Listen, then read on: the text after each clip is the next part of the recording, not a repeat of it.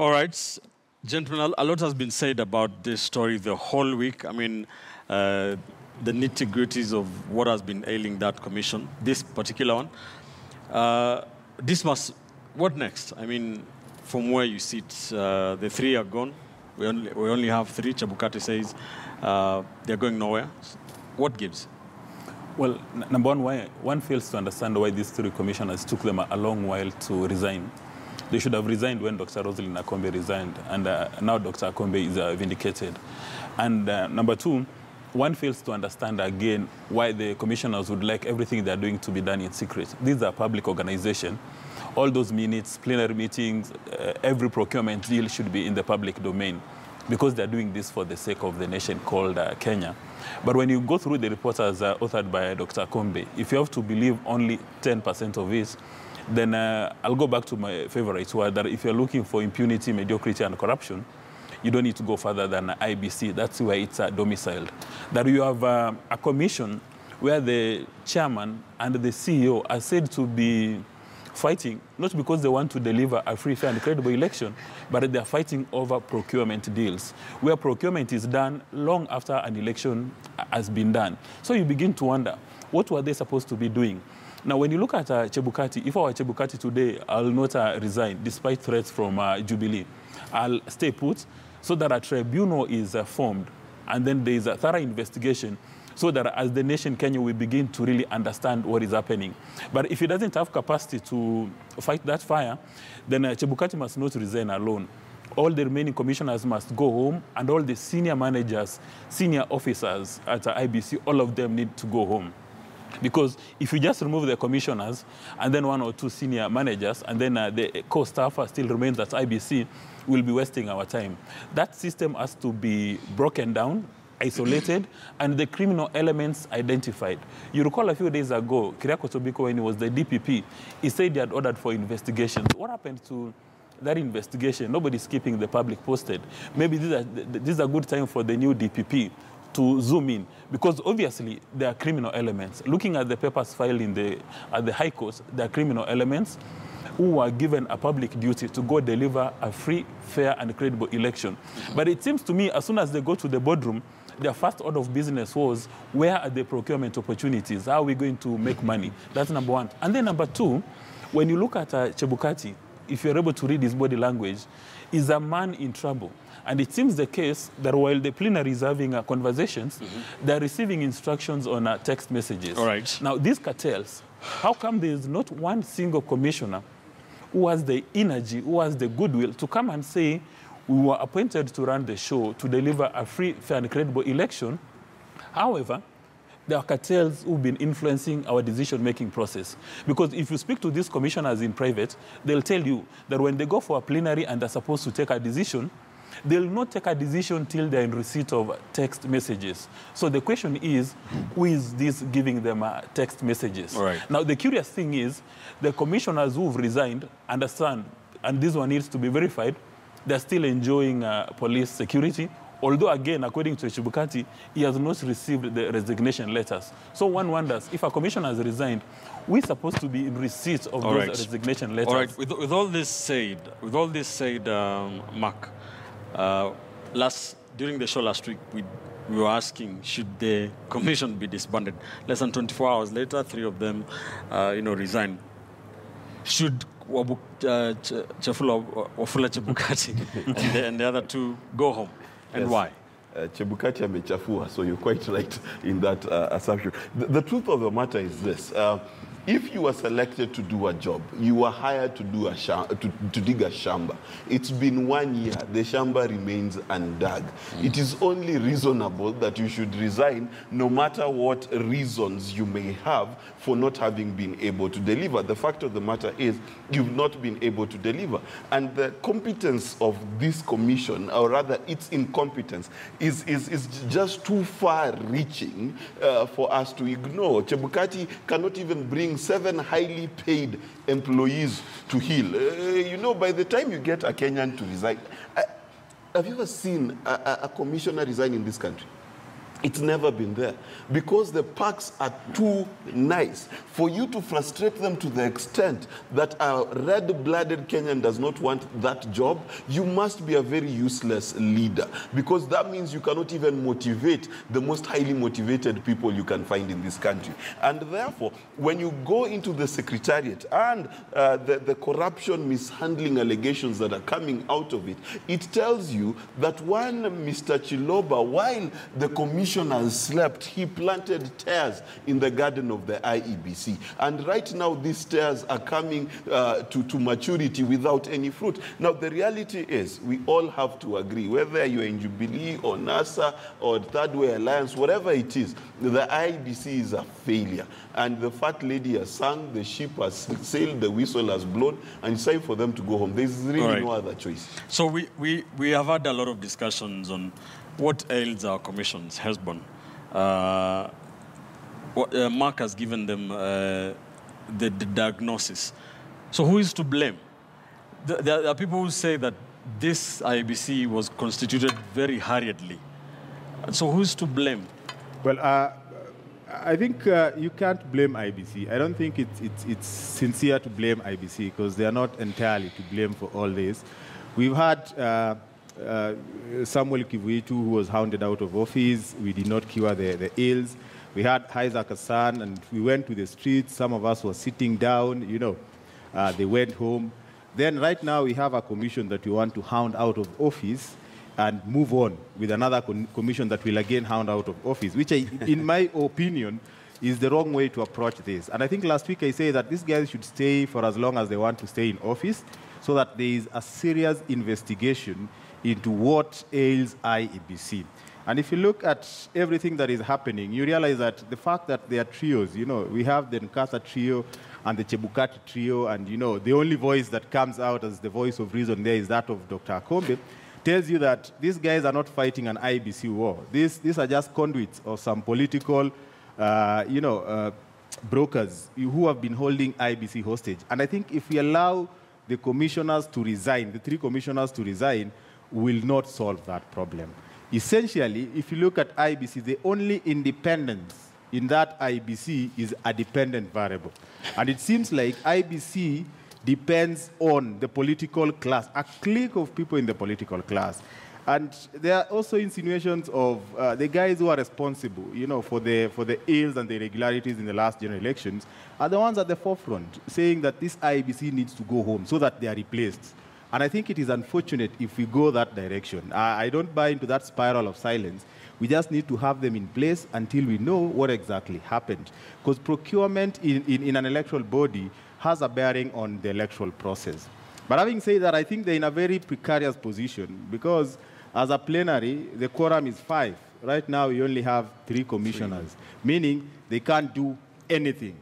Then, as a country, I don't think there is any legislation that attends to the replacement of the commissioners, you know. So they need to be 7. How to get those 4 is not in law. So again, they come back to Parliament because Parliament has to enact a law on how to replace them, which is, again, a very unfortunate situation because in Parliament, there are people who are responsible for the ills in IBC, and I think what they want is to see the commission go home replaced. All right. So then my other question is, Kipchumba, so what's the winning formula in Kenya? What's the proper way? Because in the defunct ECK, it was appointments from different political whatevers. The Kriegler report came. Kriegler told us Kenya has to fix that electoral process. There was Agenda 4. IEBC is now a constitutional commission, but we still have political influence. So we hear. So then what will be the foolproof plan? I think, Ben, what we need to get as a country is, one, we have never lacked or run out of men and women of integrity who can run these commissions. What we have is a problem with how our politics tries to run this nation. We have overbearing politicians who want to run each and everything. That is the first thing. We must get the politics right before we get the commissions right. Look at how IBC, the current IBC, came to fruition. We went to Machozi Monday. We We hunted out of office is another political process. It was a shred. We killed careers. We did all manner of things. And that, in my view, was the best commission we will ever have as a country. But look at it, how we came with this. Rumors are in the rumor mill that Chebukati was number 5. You do not need to look further. The evidence is there. Look at how the man has conducted the IBC. Nobody in the church has confidence in him. He is only preaching to an empty church. He should just call it a day and join another church. I think he should take you from Arsene Wenger. Arsene Wenger got the signal from Winnie Mandela and resigned. I think it is now the right time for Chebukati to get it. The signal should reach him that he is no longer a wanted man. Look at it this way. He is a chairman who has been impeached by 4 commissioners, impliedly impeached, to the extent that everybody lives saying that he has issues with leadership. There was even a time Chebukati told the nation that he has no confidence in the process. What are you telling us? That I am incompetent, I can't lead, I should just go home. But what do we do in turn? We hear Kinadismas Mokua saying he should stay put. Stay put doing what? IBC as a commission runs on the fuel of confidence. Once the fuel of confidence is not there, IBC does not exist. All right, so then let us go to the commissions. As we form these independent commissions, we should allow them to be independent, right from how we get them into the office. We should not get a commission which is a compromise of politicians. If today I come into this as a commission being fronted by Third Way Alliance, I will never depart from the person who brought me here. I cannot be bigger than the person who feeds me. All right. It is so then the next discussion will be on how to reconstitute, and that has already been happening in parliaments. They have been trying to put in place legal framework. There's a bill that has been published, fronted by the Kiambu MP, that is Jude Njomo. Let's listen to what the opposition has had to say. Here is a minority leader in the National Assembly, John Buddy. We must agree as a country, both sides of the political divide, the Jubilee coalition and the NASA side, the NASA coalition.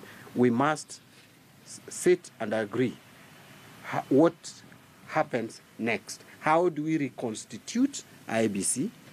How do we restructure the secretariat of IBC? Because the biggest problem is with the secretariat.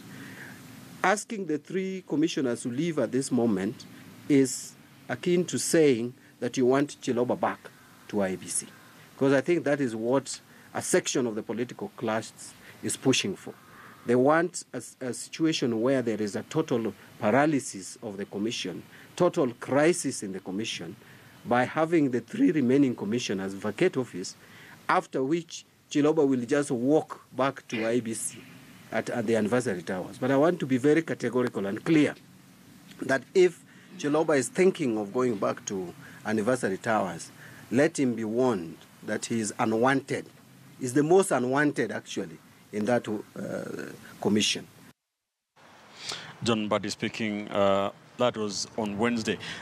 Let's move this conversation forward, Dismas. We are seeing politicians again putting their hands in the cookie jar, so to speak. We did see what happened during when the Isaac Hassan Commission was being bundled out of office. There was another political negotiation that came in place that gave birth to the Wafula Chebukati-led commission. So, and many people seem to agree that in 1997, the IPPG, when the political sides, talked and agreed that that was one of the best elections ever. But so, where is the balance between the politically negotiated commissions and having what is in law, in the IBC Act, a constitutional commission? So, what should Kenyans do? Well, number one, the reason why Chebukati must not go home today on his own motion, not unless it's a tribunal, is because there's a lot of garbage at IBC. And it's only through the tribunal that we'll actually understand the intrigues. When there's going to be a tribunal, then we'll see more memos, we'll see more procurement contracts, we'll see everything coming up to the open. And then the Kenyans will be able to understand and appreciate the facts that these commissioners were never, ever interested in delivering a free, fair electoral process. I mean, you recall Musalia Mudavadi once saying, there's a contract of 800 million. All of a sudden, in 24 hours, it's been inflated to 2.5 billion. I mean, how does that happen? Even if it is going to be a variation, maybe 10%. But these are the kind of things that will be able to come to the fore if there is a tribunal. But making progress, we must go back to the IPPG way. Because this commission, I mean, before the three commissioners resigned, it's very clear, even if you're naive, that they were representing various political interests in that commission. So we'd rather have James Onyango as an IBC, knowing James Onyango represents... Openly. Yeah, we know that he represents Jubilee interest. Or you have Mwangi Chege, we know he represents ODM interest in that commission. Instead of us cheating ourselves, that we've gotten men of integrity, men of goodwill, top public servants, yet when they're in the plenary, they're waiting for text messages. They're waiting for messages on WhatsApp.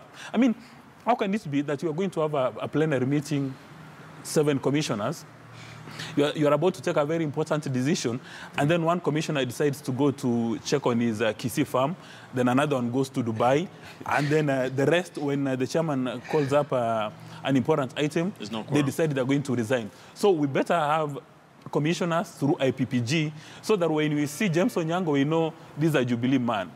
And then this process must be presided over by a Supreme Court judge, or maybe somebody who has the qualifications to be a judge and having served a judge. Mark, do we throw out the IBC Act, go back to IPPG, have somebody from Third Way Lands, from ODM, from Jubilee in the commission? Is that the way to go? The only way to solve the IEBC debacle is to agree first as Kenyans that we have taken very tribal and political alliance approaches to IEBC as it is. Every person who looked at Chiloba, looked at Chebukati, looked at Akombe, and looked at the other commissioners, the math we did is this one is in Jubilee, this one is in NASA, and that's what we did. It was the same for Oswago and Hassan. When we sat down and every Kenyan watching TV was trying to guess who represents which particular formation. And therefore, in an environment where there is no trust, then let us appoint people who we trust and we know are openly on our side and send them there. ODM should send Orengo there if he's not running for a candidate. Jubilee should send Moses Kuria there. So we know that if there's going to be any counting, it's going to be balanced out, because each of them will make sure they're protecting the interests of their particular quarters. I think what needs to happen is we need to look ourselves in the mirror and realize that the distrust we have is real, and let us deal with the distrust. All right, very quickly, Esbon, maybe are we putting too much emphasis on the commissioners? Should we have part-time commissioners? Well, I think, I mean, having part-time commissioners, again, you'll have people who are not overly committed. But because... But we have part-time commissioners in other countries, and it works. Yes, we have... bigger democracies. Yes, yes. But you look at Kenya. Kenya is a political country. I mean, we just had an election. These guys are busier now than they were just before the election. It's like we have by-elections, we have things that they have to do almost on a continuous basis. And therefore, having them on part-time commission and the way that job is risky, I don't think people would put themselves in that situation. But just like they've said, because we are a country that is made up of people who already have positions, we should not have individuals who are going there saying that they're impartial, they're nonpartisan, yet, you know, inwardly, we know that they're just masqueraders who have serious positions. They keep us guessing. We just need to have people who are taken position. Yes, IPPG, and everything that they do is laid on the table. All right. Yes. Kipchumba, India has a population of 1.3 billion people. I think the election commission is run by 3 people. Should we go part-time commissioners? Should we go back to an IBC that is a constitutional commission, or should you go IPPG way? Ben, you need to look at, and I borrow it from Dismas Mukua, when he says that where the mediocrity and all manner of things are domiciled are in our political system. I bring it closer to a political system because we have made politics where quick money is made and everything. It has made the allure to join politics so high that anybody will wish to be a politician.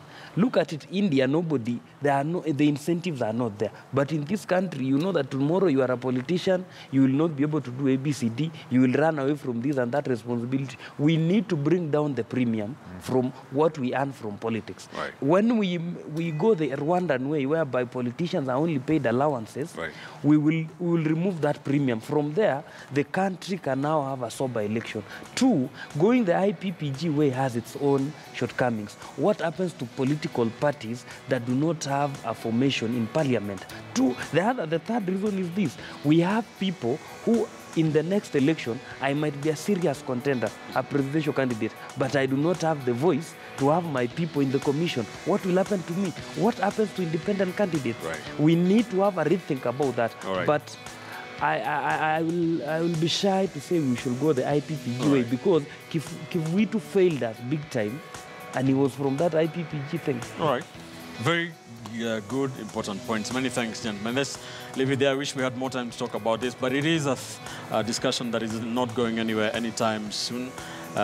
Kenyans still asking what next for Wafula Chebukati and the 2 commissioners and the 3 commissioners who resigned last week, as the IEBC continues to carry its mandates. By-elections are coming up. The boundaries review exercise is also coming up. We'll see what will be happening. Let's leave it there. Let's take a quick commercial break. We are back shortly with more. We shall be discussing on the end of an era, the passing of Kenneth Matiba, who passed on Sunday night. We'll talk about the fight for second liberation, that is the fight for multi-party democracy in the run-up to 1992. Let's take a quick commercial break. Here is our sound of the week. Back in this country and see actually how unfair we have been as a people to our heroes, to people who have actually given their life for us. We have